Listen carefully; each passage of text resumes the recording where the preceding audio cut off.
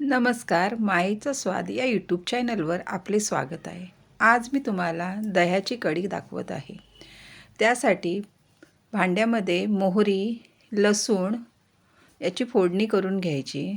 त्यानंतर जिरे थोडेसे आणि हिंग, त्यानंतर आपण ओल्या मिरच्या घालाव्या आणि कढीपत्ता घालून चांगली फोडणी करावी। फोडणी झाल्यानंतर किंचितशी हळद घालावी। हळद ही तेलातच घालावी, मग चांगला रंग सुटतो दह्याच्या कढीला। त्यानंतर दही फेटून त्याचं चांगलं ताक करावं आणि ते ताक फोडणीला घालावं आणि 1 चमचा त्याला बेसन पीठ लावायचं दह्याच्या कढीला, कारण त्याने चांगला थिकनेस जाडपणा येतो। त्यामुळे दही चांगली चवदार होते, पातळ होत नाही आणि ते चांगलं मंद आचेवर चांगली उकळी द्यावी।